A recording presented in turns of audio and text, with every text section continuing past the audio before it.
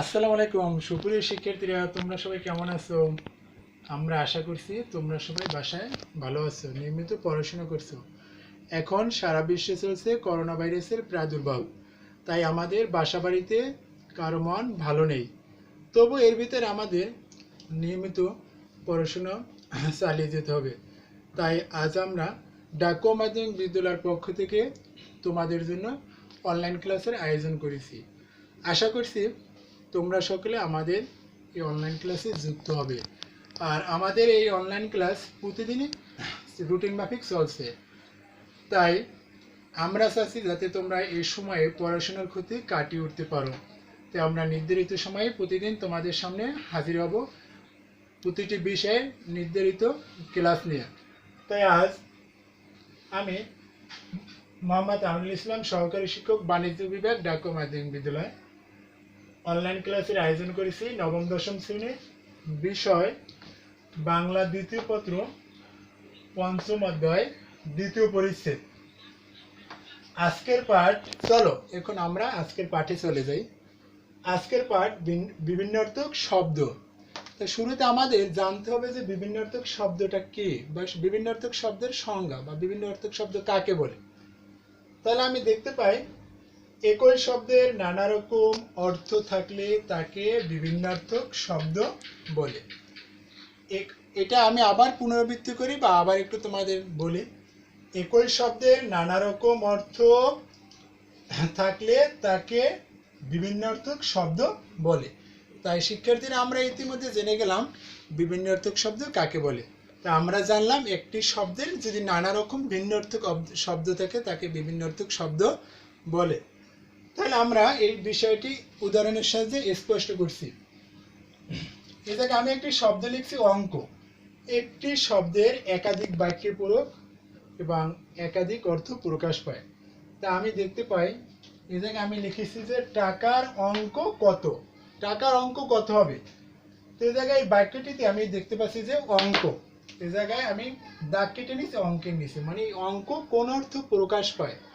এই অঙ্ক শব্দটি আসলে প্রকাশ পায় সংখ্যা, মানে আমার টাকার সংখ্যা কত। আমরা বলি না টাকার অঙ্ক কত, আসলে এটা আমার টাকার সংখ্যা কত, মানে আমার টাকার পরিমাণ কত। তাই বাক্যে টাকার অঙ্ক কত এটি দ্বারা বোঝা যায় যে আমার টাকার সংখ্যা কত। তাহলে আমরা একটি শব্দ জেনে গেলাম। আবার আরেকটি বাক্যে আরেকটি শব্দ দেখি যে অঙ্কটা কষো। আমরা তোমাদের বলি অঙ্ক কষো, মানে অঙ্কটা আঁকো বা অঙ্কটা খাতায় করো। যা কিছু কলম দিয়ে করা হয় বা লেখা হয় বা প্রদর্শন করা হয় সাদা পেজে, সেটা তো আঁকা। তাহলে এই অঙ্কটা দ্বারা বোঝায় যে আঁকো। আবার আরেকটি শব্দ দেখতে পাই, তোমরা আমার কথা সবাই শুনতে পাচ্ছ নিশ্চয়ই? আমাদের বিদ্যালয়ের শিক্ষার্থীরা আমরা যখন ক্লাসে পাঠদান করি ওরা দারুণভাবে উপভোগ করে এবং খুব মনোযোগী থাকে আমাদের কোমলমতি শিক্ষার্থীরা। তাই তোমরা সবাই আশা করি আমার এই সব কথাগুলো বুঝতে পারছো বা শুনতে পারছো। আরেকটি শব্দ আমরা চলে যাই, পদঙ্ক পদচিহ্ন অনুসরণ করো। এ জায়গায় আমি দাগ কেটে নিলাম পদঙ্ক। এটা দ্বারা একটা অঙ্ক শব্দ প্রকাশ পায় শিক্ষার্থীরা। সেই অঙ্ক শব্দের অর্থ চিহ্ন। আমরা যদি হেঁটে যাই আমাদের পায়ের ছাপ পড়ে, কি পড়ে? পায়ে ছাপ পড়ে, তাহলে একটা চিহ্ন রয়ে যায়, মানে এটা দ্বারা বোঝায় পদঙ্ক পদচিহ্ন অনুসরণ করো। এই পদঙ্ক শব্দের অর্থ চিহ্ন।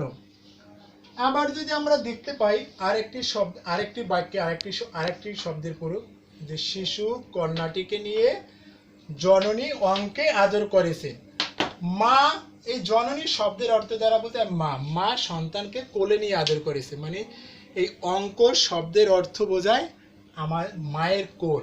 আমি বাক্যটি লিখছি যে শিশু কন্যাটিকে জননী অঙ্কে নিয়ে আদর করেছে, মানে এই অঙ্ক শব্দের দ্বারা তোমরা বুঝবে যে মা সন্তানকে কোলে নিয়ে আদর করেছেন। তাহলে আমরা এই বাক্যের এই অঙ্ক শব্দ দ্বারা বুঝতে পারলাম যে মায়ের কোল। তাহলে আমরা জানলাম একটি বাক্য জানলাম যে টাকার অঙ্ক কত, তখন সেই অঙ্ক শব্দের অর্থ সংখ্যা। আবার পরে বাক্যটা দেখছি যে অঙ্কটা কত, তখন সেই অঙ্ক শব্দের অর্থ দেখছি আঁকো। আবার আরেকটি বাক্যে দেখছি যে পদঙ্ক পদচিহ্ন অনুসরণ করো, তখন আমি অঙ্ক শব্দের অর্থ দেখছি চিহ্ন। আবার পরবর্তী বাক্যে আমি প্রয়োগ যখন দেখিয়েছি তখন দেখেছি যে শিশু কন্যাটিকে নিয়ে জননী অঙ্কে আদর করেছেন। এই অঙ্ক দ্বারা বোঝায় যে মা সন্তানকে কোলে নিয়ে কি করেছে? আদর করেছে। তাহলে আমরা ইতিমধ্যে জেনে গেলাম ভিন্নার্থক শব্দের প্রথম অঙ্ক। এখন আবার আমরা আর একটি শব্দের নানাবিধ অর্থ দেখব, সেটা হচ্ছে অচল। কি লিখলাম? অচল। আমরা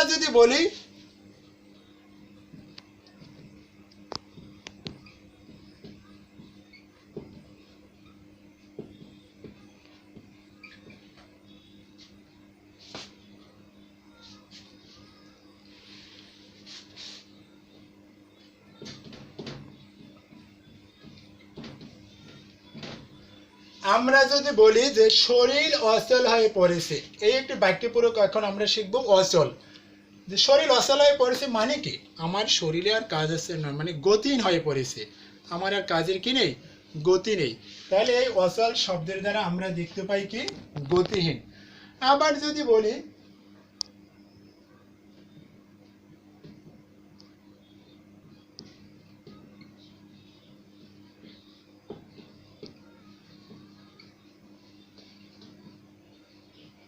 আর একটি বাক্য লিখছি যে ঈশ্বরে অচল ভক্তি। তোমরা দেখতে পাও যে অচল শব্দের অর্থ একনিষ্ঠ। অচল শব্দের অর্থ আমরা প্রার্থনা করি কার কাছে? একমাত্র সৃষ্টিকর্তার কাছে, বা আমাদের এক ঈশ্বর, এক আল্লাহ। তাহলে ঈশ্বরের অচল ভক্তি দ্বারা বোঝা যায় যে একনিষ্ঠ, একমাত্র আমরা আল্লাহর কাছে আরাধনা করি, প্রার্থনা করি, স্তুতি জানাই, আমরা আল্লাহর কাছে ক্ষমা প্রদর্শন করি, সেই ঈশ্বরে অচল। এখন এই অচল শব্দের দ্বারা আমরা বুঝতে পারি যে একনিষ্ঠ, আমাদের আল্লাহ এক বা আমাদের ঈশ্বর এক। আবার যদি বলি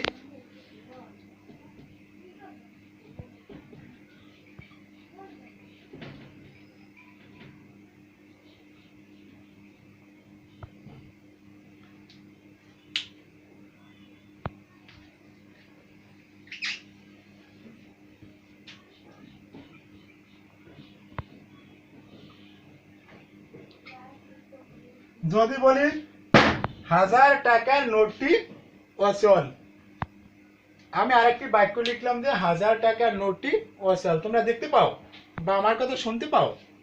নিশ্চয়ই তোমরা দেখতে পাও বা শুনতে পারো। এগুলো সবাই খাতা তুলে নেবে আমার সাথে সাথে। লিখছি যে হাজার টাকার নোটটি অচল, মানে এই নোটটি কি?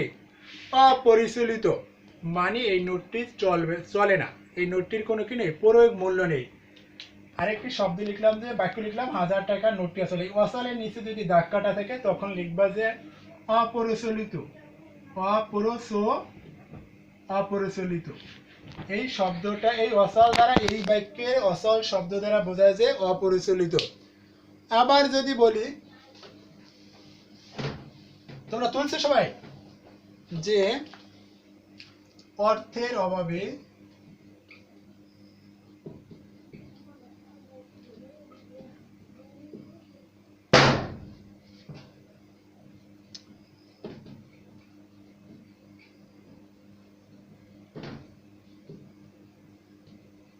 আমি লিখছি যে অর্থের অভাবে, তোমরা দেখতে পাও, দেখো যে অর্থের অভাবে সংসার অচল হয়ে পড়েছে। তাহলে এই বাক্যে আবার এই জায়গায় অচল শব্দের অর্থ কি দাঁড়ায়? মানে কি? একটি সংসার পরিচালনা করা যখন কঠিন হয়ে যায়, সেটাকে আমরা বলতে পারি যে নির্বাহ করা কঠিন। এই শব্দের অর্থ হচ্ছে নির্বাহ করা কঠিন। এই অচল শব্দের অর্থ কি? নির্বাহ করা কঠিন। আমরা দেখতে পাই এই বাক্যে আমি পূরক দেখেছি যে অর্থের অভাবে সংসার অচল হয়ে পড়েছে, মানে সংসার পরিচালনা করা কঠিন হয়ে দাঁড়ায় বা দূর হয়ে দাঁড়ায়, মানে এটার অর্থ দ্বারা একমাত্র সবচেয়ে ভালো হয় যে নির্বাহ করা কঠিন। এখন এই অচল অর্থ হলো যে নির্বাহ করা কঠিন। আবার আরেকটি ভিন্নার্থক শব্দ দেখবো, আরেকটি শব্দের একাধিক বাক্যে ভিন্নার্থক পূরক, অন্তর। তোমরা দেখতে পাও আমার এই লেখাকে তোমরা সকলে বুঝতে পারো? নিশ্চয়ই তোমরা সবাই বুঝতে পারো। লিখি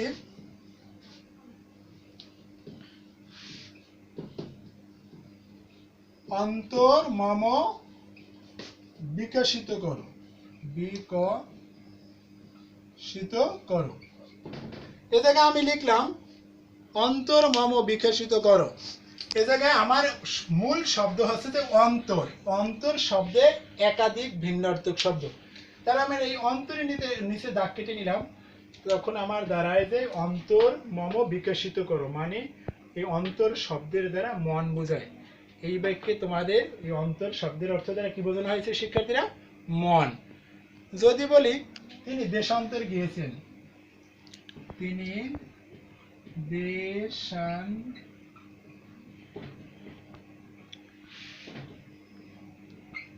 দেশান্তর মানে কি?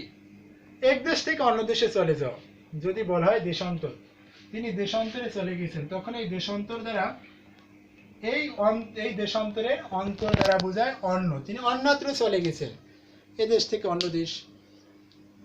আবার যদি বলা হয় এখন তোমরা সবাই খাতায় তুলে নেবে আমার সাথে সাথে, এখন থেকে 1 ঘন্টা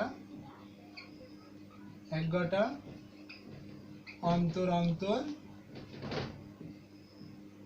বাস ছাড়ে।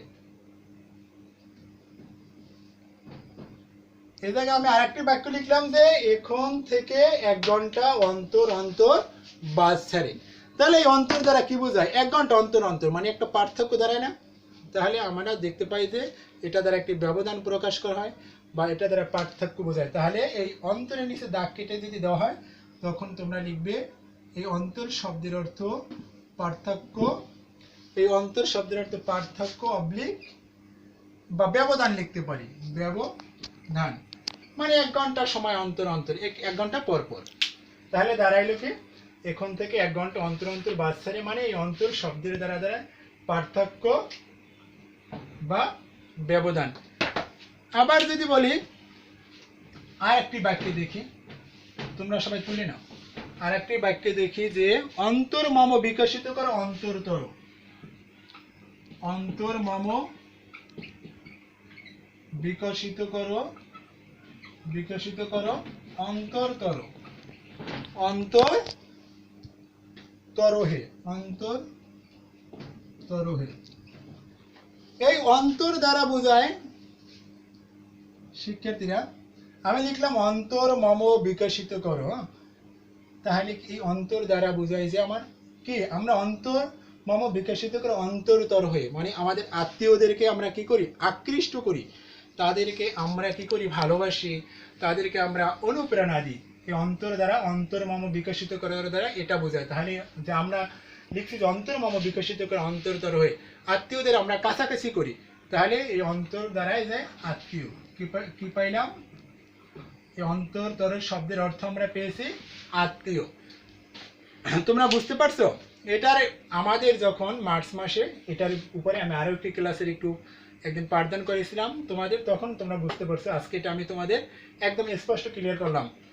এখন আমরা আর একটি শব্দের প্রয়োগ দেখব। আমরা সবাই গুণ জানি,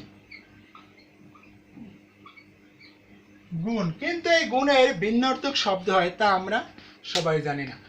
যদি দেখি একটি বাক্য লিখি,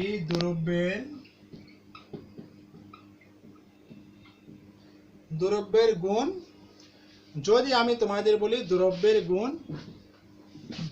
জানতে হয়, দ্রব্যের গুণ জানতে হয়, তখন এই গুণের নিচে যদি দাগ কাটা থাকে তখন তোমরা বুঝবে যে দ্রব্যের গুণ জানতে হয় মানে তোমাদের কি ধর্ম জানতে হয়, মানে এটার ধর্ম কি, এটার স্বাদ কি। আমি লিখছি যে দ্রব্যের গুণ জানতে হয়। এই দ্রব্যের গুণ এ জায়গায় গুণ দ্বারা প্রকাশ করা হয়েছে ধর্ম।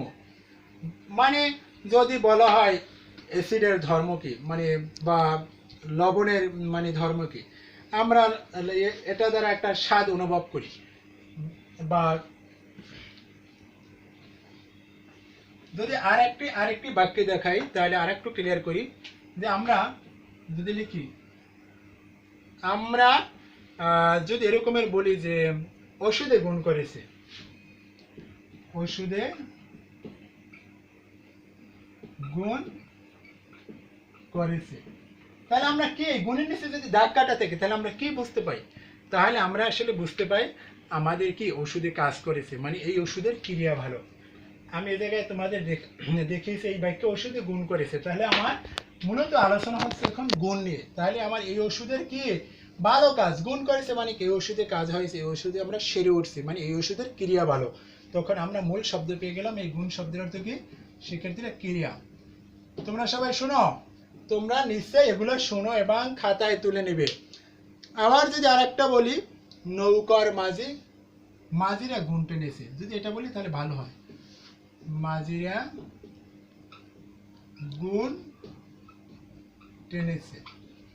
তাহলে শিক্ষার্থীরা আমরা এই গুণের নিচে দাগ কাটা, তখন মাঝিরা গুণ টেনেছে মানে কি? আমরা গ্রাম বা এক সময় জানি যে মাঝিরা দা টানে বা গুণ টানে, মানে যদি অনেক সময় আমাদের নৌকার মেশিন যদি অকার্য হয়ে যায় তাহলে আমরা রশি টেনে টেনে নিই, নদীর কিনার থেকে রশি টেনে টেনে নিই। তাহলে কি এই গুণ শব্দের অর্থ, তাহলে আমি রশি, যদি এটাকে বলি দড়ি বা রশি তাহলেও হয়। আসলে এই গুণ শব্দের অর্থ এখানে মাঝিরা দড়ি টানছে। কি টানছে? মাঝিরা দড়ি টেনেছে।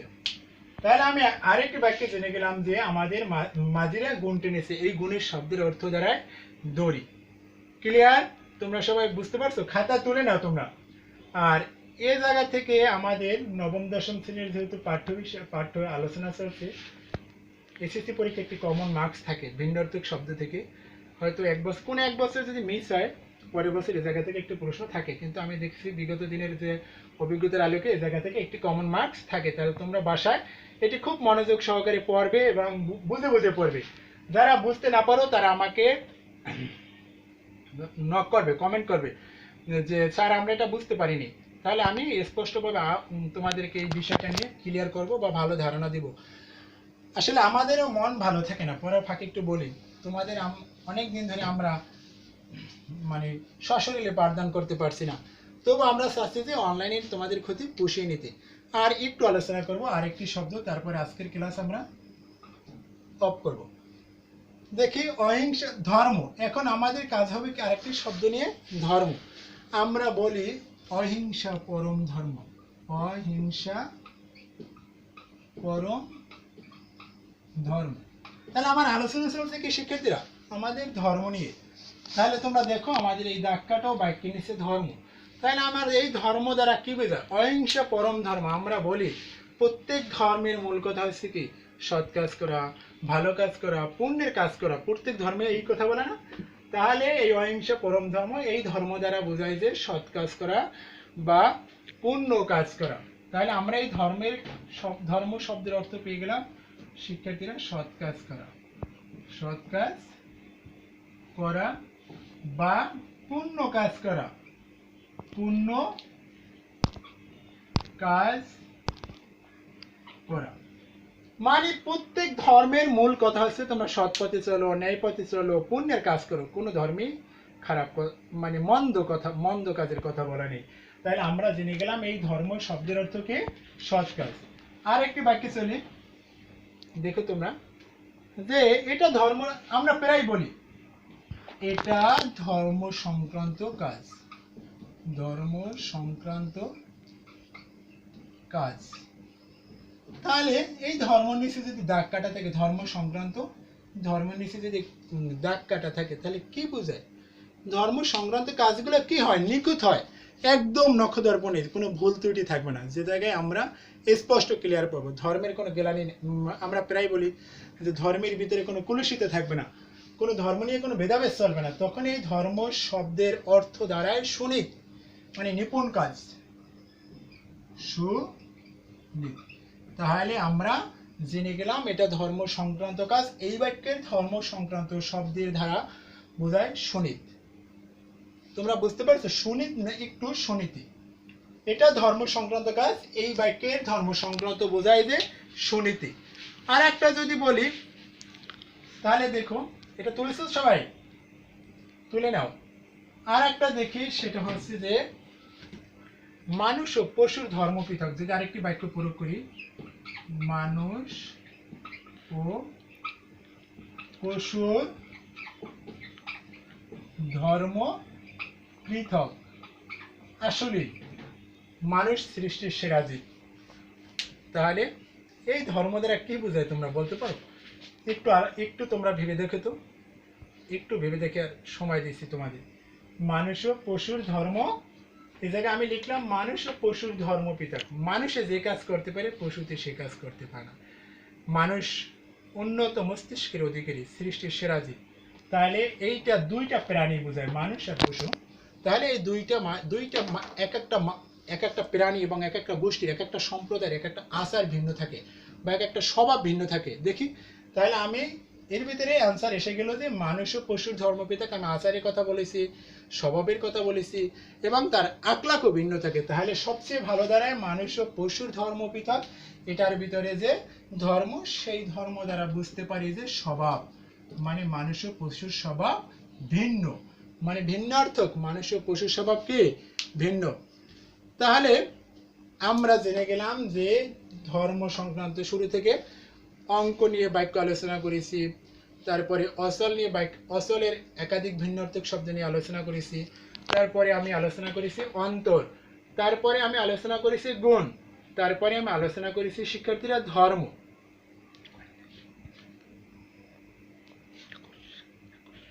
তাহলে শিক্ষার্থীরা আর একটি বাক্য বা আরেকটি শব্দের দেখি, আমাদের যখন সময় আছে আমরা আরেকটু দেখি।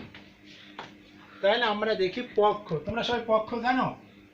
পক্ষ কি? মানে যদি আমরা বলি পক্ষের একাধিক শব্দের একাধিক অর্থ হয়। দল বলতে পারি, পক্ষ মাসার্ধ হয়, বা পক্ষ দ্বারা পাখির ডানাও বোঝানো হয় অনেক সময়, আবার পক্ষ দ্বারা বিয়ের সংখ্যাও বোঝানো হয়। তাহলে আমি এই পক্ষের একাধিক শব্দ জেনে গেলাম। তাহলে আমি বাক্য প্রয়োগে দেখি যে এই পক্ষ কখন কি দাঁড়ায়। আমরা বলি না, আমরা যদি মাঠে বল খেলতে যাই বলি তুমি কোন পক্ষে, তুমি কোন পক্ষে। আমরা প্রশ্ন ছুড়ে দিই যে তুমি কোন পক্ষে। আমরা বলি যে আমি আর্জেন্টিনা, আমি ব্রাজিল, এরকম দ্বারা আমরা বুঝি, বা আমরা লাল দল বা আমরা নীল দল। তাহলে এই পক্ষ দ্বারা আমরা বুঝতে পারি কি দল। এই পক্ষ দ্বারা কি বোঝানো হয়? দল। এখন তোমরা তুমি কোন পক্ষে, এই পক্ষের শব্দের অর্থ হচ্ছে যে দল। যদি বলি এখন এটা দ্বারা আরেকটু ক্লিয়ার করি, দুই পক্ষ নিয়ে এক মাস। কয় পক্ষ নিয়ে? দুই পক্ষ নিয়ে এক মাস।